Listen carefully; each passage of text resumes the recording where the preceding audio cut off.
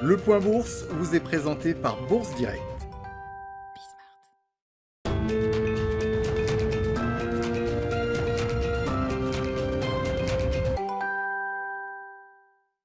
Le CAC 40 est toujours dans le vert à la mi-journée, mais sur une tendance hésitante en lien avec la prudence des investisseurs avant la décision de politique monétaire de la Fed ce soir à 20h.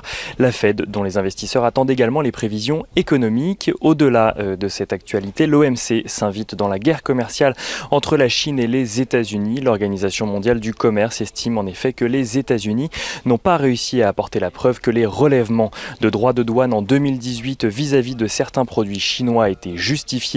Ces droits de douane qui représentent plus de 234 milliards de dollars viennent donc, selon l'organisation, à l'encontre des accords internationaux. L'OCDE de son côté revoit à la hausse ses prévisions pour l'économie mondiale. Celle-ci se redresse finalement plus vite que prévu, grâce notamment au dynamisme de la reprise aux États-Unis et en Chine. L'OCDE qui s'attend cependant à une récession mondiale de l'ordre de 4,5% en 2020. Un recul sans précédent dans l'histoire récente, mais finalement moins marqué que la récession de 6% initialement anticipée. Côté valeur à présent, du nouveau dans le dossier Veolia-Suez. Suez qui présente ce mercredi une alternative à son rachat par Veolia au ministre de l'économie.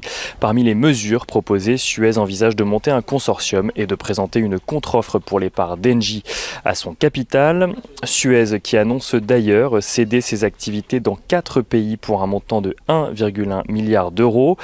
La cession qui se négocie avec l'entreprise allemande Prezero n'est pas anodine puisqu'elle permettrait d'atteindre 40% de son objectif de rotation d'actifs, objectif qui est inscrit dans son plan stratégique pour 2030, un gage que l'entreprise continue sur la feuille de route qu'elle s'est fixée. A noter que Suez maintient également le projet de cession de sa filiale Osis à Veolia, une cession qui a été prévue avant l'offre de Veolia sur Suez, et Engie qui examinera de son côté l'offre de Veolia en détail demain. Ce sera aussi l'occasion pour Engie d'examiner d'autres offres si jamais Suez venait à en présenter d'ici là.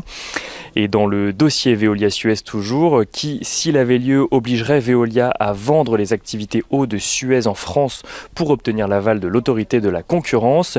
Meridiam, le fonds d'investissement auquel Veolia entend revendre cette activité, fait savoir qu'il a prévu de s'allier avec CNP Assurance pour l'acquisition.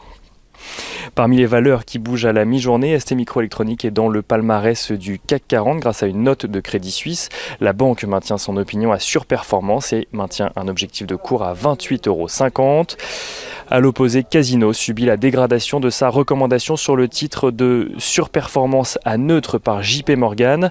JP Morgan qui ramène son objectif de cours de 47 à 30 €. Et JP Morgan qui abaisse également sa recommandation sur Accor qui passe de 28 à 22 €.